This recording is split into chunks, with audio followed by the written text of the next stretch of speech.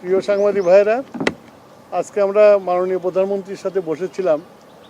আর পৃথিবীতে যে আজকে সমস্যাটা সৃষ্টি হয়েছে মধ্যপ্রাচ্যের যুদ্ধের জন্য এবং স্বাভাবিকভাবে জ্বালানি উদ্বিগ্নতা মানুষের মধ্যে বেড়েছে, আমরা ওনাকে ব্রিফ করলাম। আমি আগেও বলেছি, গতকালকে বলেছি যে তেল নিয়ে উদ্বিগ্ন হওয়ার কোনো কারণ নাই।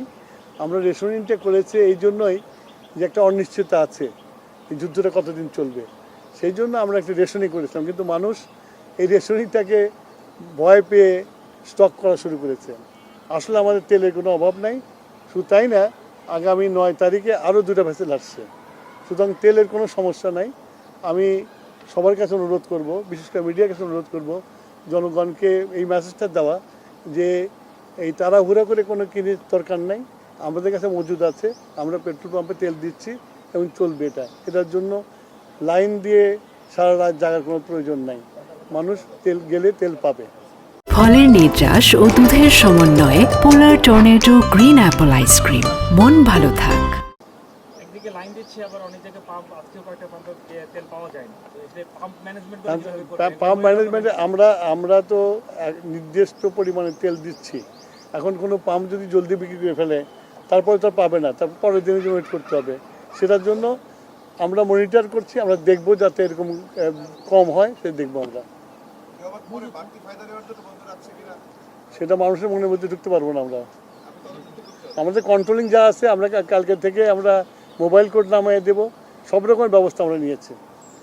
মাননীয় মন্ত্রী, এখন যে রেশনিং করা হচ্ছে 2 লিটার করে মোটরসাইকেলে, সেটা করে তো একদিন পর পরই যেতে হচ্ছে অনেককে, সেটা কি আর একটু বাড়ানো যায় কিনা? না, আমি তো বললাম যে আমার মজুদ আছে, কিন্তু ওই যুদ্ধ কবে থামবে কেউ তো আমরা জানি না। তা আগে থেকে আমার ঘর ঠিক করতে হবে না, সঞ্চয়টা রাখতে হবে না? সেই জন্য আমরা এই সঞ্চয়টা করছি। আমাদের আরও 2টা ভেসেল আসছে 9 তারিখে। সুতরাং আমাদের যে শর্টেজ পড়ার কোনো সুযোগ নাই। তারপরেও যেহেতু যুদ্ধ চলছে, তা আমাদেরকে খুব হিসাব করে চলতে হবে। রেশনিংটা কতদিন চলবে? যুদ্ধের উপর ডিপেন্ড করে। এটা মানুষের, এটা মানে আমরা সবাই করি। এটা খালি মানুষকে বলে লাভ নেই, সবাই করি, যে মজুত করার চেষ্টা করি।